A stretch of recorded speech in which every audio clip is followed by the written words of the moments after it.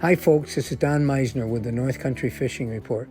You know, I recently tried to record some conversations I had with my buddy Dave Swanson, who has spent a lifetime in the outdoors fishing and hunting, and I figured he would have a lot to pass on.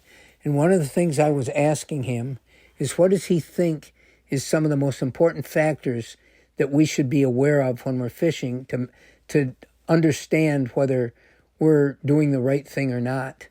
And of course, to Dave, the biggest thing of all, he said, is barometer. The weather can play the biggest role on fish activity. Whenever it's a dropping barometer or low pressure, it can be really devastating to the fish. And I know in this recent trip that we made, we had terrible luck after an unexpected thunderstorm moved through the area very rapidly. And a few hours later, boy, the fish were nowhere to be found. They wouldn't strike. It was amazing. But one of the things that Dave has told me over the last year that he wants to pass on to people is that water temperature can be everything. And I said, so Dave, what would you recommend for the water temperature people should be looking for?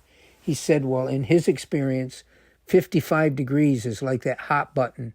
When the water's colder than that, the fish haven't really become too active yet.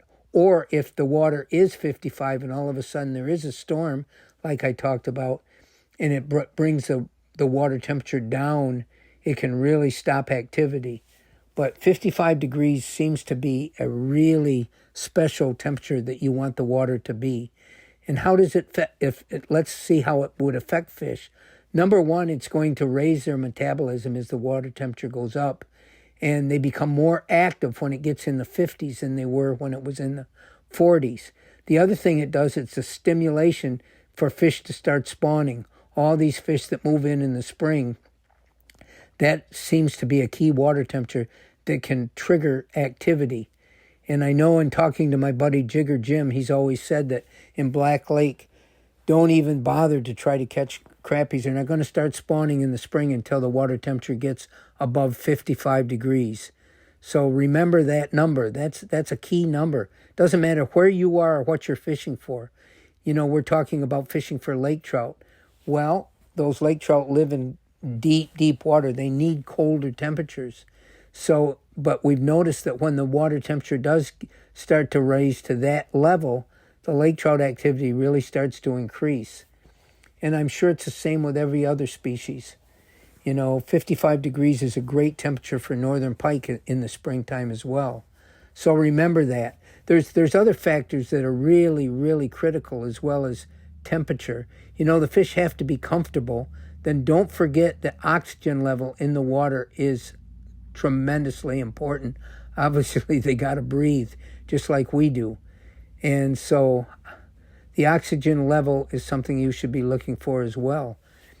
You know, a lot of times in the deeper, colder water, there's more oxygen for the fish. But water temperature is critical. They got to be comfortable. And then the other thing is everything that they eat has to be comfortable as well. So as that water temperature gets to a certain degree, it's going to spur more activity from the bait fish as well.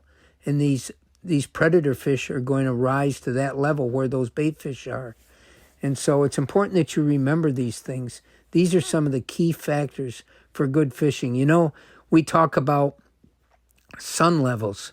You know, how does that affect fish? Most of the pros claim that the sunnier it is, the more smallmouth bass are going to be stimulated to increase their activity. In other words, they're going to get more strikes when the sun level is high.